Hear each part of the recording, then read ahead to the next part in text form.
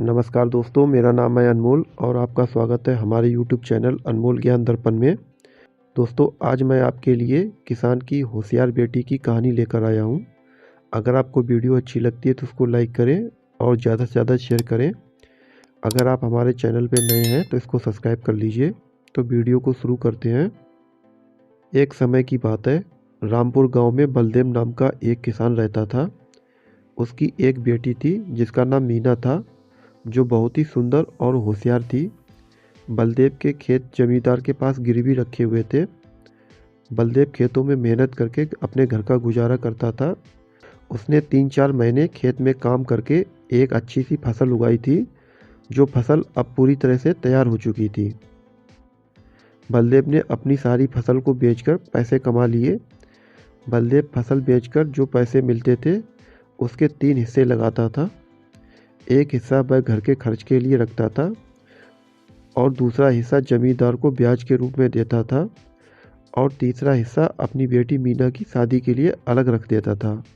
फसल बिकने के बाद जमींदार अपना ब्याज लेने के लिए बलदेव के घर जाता है। वहाँ पर उसने मीना को देखा, जो कि बहुत सुंदर थी। उसके बाद वह बलदेव से अपना ब्याज लेकर चला जाता है। कुछ दिनों में बलदेव अपनी अगली फसल उगाने में लग जाता है। 3-4 महीने की मेहनत के बाद फसल उगकर तैयार हो जाती है और कुछ दिनों के बाद उसकी कटाई होने वाली होती है। लेकिन तभी बारिश शुरू हो जाती है और कुछ दिनों तक लगातार बारिश होती रहती है, जिससे कि सारी फसल खराब हो जाती है। इससे बलदेव और उसकी बेटी मीना बहुत दुखी होते हैं। कुछ दिनों के बाद जमींदार अपना ब्याज लेने के लिए बलदेव के घर आता है। बलदेव ने उसको बताया कि अब की बार बारिश की वजह से उसकी सारी फसल खराब हो गई है। जमींदार ने मीना की तरफ देखा और बलदेव से बोला, यदि तुम अपनी बेटी की शादी मुझसे करा देते हो तो मैं तुम्हारा सारा कर्ज माफ़ कर दूंगा। इस पर बलदेव ने आपत्ति जताई तो जमींदार ने एक तरकीब बताई कि हम एक खेल खेलते हैं। इसमें एक काला और सफ़ेद पत्थर मैं एक मटके के अंदर डाल दूंगा। मीना को उसमें से बिना देखे पत्थर को निकालना है।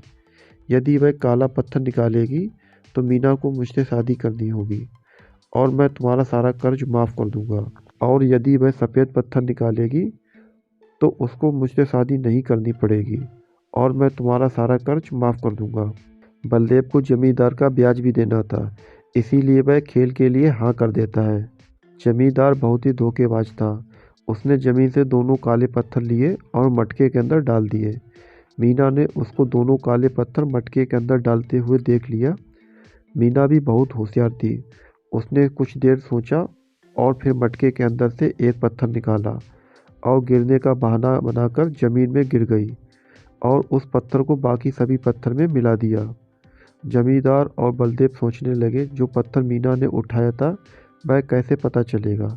तो मीना बोली, इसका पता हम मटके के अंदर के पत्थर से लगा सकते हैं। मटके के अंदर के पत्थर को देखा तो उसका रंग काला था। इसका मतलब मीना ने जो पत्थर उठाया और जो हाथ से गिर गया उसका रंग सफ़ेद था। इस तरह मीना की होशियारी से बलदेव का कर्ज भी माफ़ हो जाता है और मीना को जमींदार से शादी भी नहीं करनी पड़ती है।